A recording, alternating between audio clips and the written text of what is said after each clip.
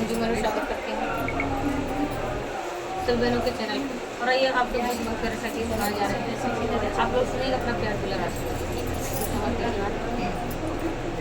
कि दिलवा के बतिया बताई गई से जी, दिलवा के बतिया बताई गई से पियवा ठाड़ अंगनवा बोलाई गई से पियवा ठाड़ अंगनवा बोलाई गई से दिलवा के बतिया बताई गई से जी, दिलवा के बतिया बताई गई से पियवा ठाड़ अंगनवा बोलाई गई से पियवा ठाड़ अंगनवा बोलाई गई से चूड़ी खान काऊ बैता सासू जानी जाई है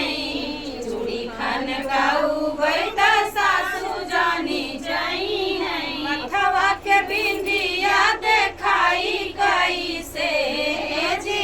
मथवा के बिंदिया देखाई गई से पियवा ठाड़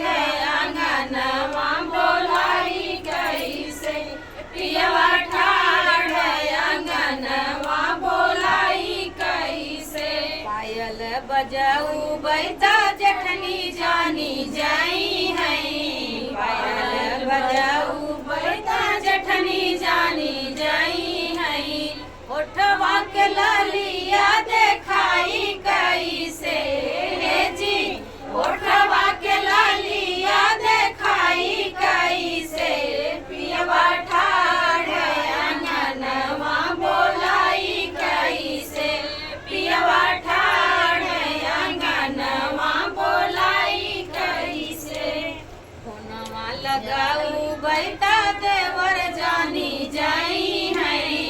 फोनवा लगाऊ बैता देवर जानी जाई है बनारसी साड़िया देखाई गई से जी, बनारसी साड़िया देखाई गई से पियवा ठाड़ अंगनवा बोलाई गई से पियवा ठाड़ अंगनवा बोलाई गई से मर फैसन कारिया ननद